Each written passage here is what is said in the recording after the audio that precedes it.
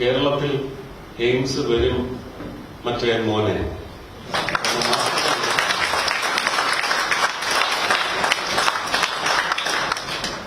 വരും. പക്ഷെ കേരളത്തിലെ ജനങ്ങൾ കൂടി ഈ പുച്ഛം, ഈ തള്ളിപ്പറച്ചിൽ ഇതെല്ലാം വ്യക്തമായി നിങ്ങളുടെ ഹൃദയത്തിൽ പതിപ്പിക്കണം. ഇതിന് പ്രതികാരം ചെയ്യേണ്ടത് ഞങ്ങളല്ല. നടപടി സ്വീകരിക്കാൻ ഞങ്ങൾ പ്രാപ്തരാണ്. അതിന് ഞങ്ങൾക്ക് ഉത്തരവാദിത്വമുണ്ട്. പ്രതികാര നടപടി സ്വീകരിക്കേണ്ടത് കേരളത്തിലെ ജാതിക്കും മതത്തിനും എല്ലാ രാഷ്ട്രീയത്തിനും അതീതമായ ജനങ്ങളാണ് പ്രതികാരം നടപ്പിലാക്കിയെടുക്കുന്നതെന്ന് മാത്രം നിങ്ങൾ ബോധിപ്പിക്കുകയാണ്. അത് നിങ്ങൾ തൃപ്പൂണിത്തുറയിൽ വ്യക്തമാക്കി കഴിഞ്ഞു.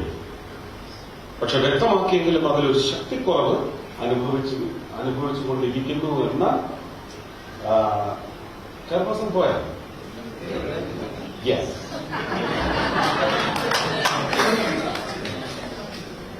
ശ്രീ ബാബുവിന് അങ്ങനെ ഒരു വിഷമമുണ്ടെങ്കിൽ അതിന് പ്രസക്തിയുണ്ട്.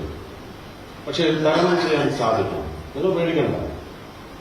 5 വർഷം കഴിഞ്ഞ് അടുത്ത ഇലക്ഷൻ വരുമ്പോൾ തൃപ്പൂണിത്തുറയിലെ ജനങ്ങൾ ഇപ്പോ അവരുടെ ഒരു അവിഹിത അവിശുദ്ധ നിഗൂഢ ഒത്തുചേരലുണ്ടല്ലോ, ഇതിനവർക്ക് നല്ല തലക്കടി കൊടുത്തോളൂ. ഉറപ്പാണ്. അതിന് നിയമസഭാ തെരഞ്ഞെടുപ്പിൽ തന്നെ ഉണ്ടാവുമെന്നാണ് എന്റെ വിശ്വാസം. തൃശ്ശൂര്